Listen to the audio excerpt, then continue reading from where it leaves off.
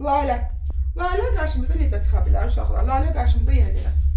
Leksik şəkilçi kimi çıxa bilər, bir də köməkçi nitq hissəsi kimi çıxa bilər. Leksik şəkilçi kimi qarşımıza çıxanda zərfin şəkilçisi kimi düşünə bilərik biz bunu. Məsələn, deyirəm ki, cəsarətlə. Necə? Nə cür?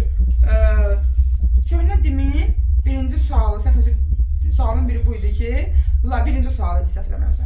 Lalə işlənmiş cümlə, hansı cümlədə lalə qoşma kimi işlənir? Və gətirib salmışdı məsələn, cəsarətlə sözünü orada salmışdı. Cürətlə sözü də var idi. İndi birazdan o sualı tam dəqiqliyi ilə baxarıq. Və uşaq götürmüşdü ki, nə ilə cəsarətlə, nə ilə cürətlə, amma o formada sual verməyəcəyik. Mən sual tam axtaracağım sizə.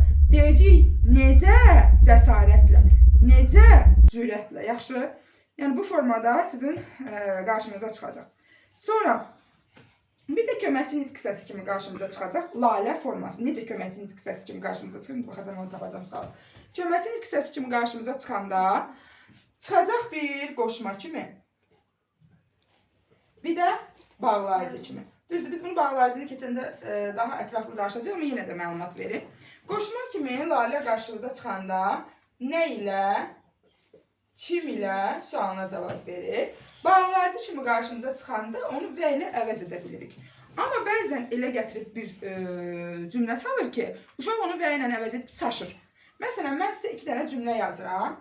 Bura 1 yazıram, bura 2. Bura yazıram ki, anamla mən gəzməyə getdim. Bir də yazıram ki, anamla mən gəzməyə getdik. Hər ikisi gördüyünüz kimi eyni məzmunda olan cümlədir. Uşaq deyir ki, müəllimə, birinci cümlədə deyirəm də anam və mən gəzməyə getdim. Oxusu da deyirəm, anam və mən gəzməyə getdim. Nə fərqi oldu ki, hər ikisində vəyəni qoydum da. Mənim nə bilim ki, bu qoşmadır, yoxsa bağlayıcıdır deyil. Və mən də deyirəm ki, bu zaman cümlənin xəbərinə baxmalısınız. Cümlənin xəbərində əgər tək formada görəcəksinizsə, yəni mən, sən, o. Tək formada görəcəksinizsə, bu lalə olacaq qoşma. Yox, cəm formada görəcəksinizsə, bu lalə olacaq bağlayıcı. Niyə görə? Çünki bağlayıcı iki sözü, iki cümlə üzvünü bir-birinə bağlamağa xidmət edir. Bu təsəvvür edin 1-dir, bu da 1-dir. 1 üstə 1 yəni neçə edir? 3. Yox, 2. Aha, deməli cəmlik var mı? 2 burada özünü göstərdi. Biz getdik. Cəmlik var, düzdür? Amma burada cəmlik yoxdur. Anamla mən gəzməyə getdim. İndi sual verin. Kim ilə gəzməyə getdim? Anamla. Xəbər təkdə olacaqsa, olacaq qoşma. Xəbər cəmdə olacaqsa, olacaq bağlayıcı. Necə sualına cavab verəcəksə, olacaq zərf. İndi bir dənə videonu durdur, mən sualı tapım. Sual belədir ki, cümlələrin birində qoşma işlənmişdir. Diqqətlə qulaq asın. O suallara ürəklə cavab verirdi. Ürəklə sözü qoşma olacaq, yoxsa yox?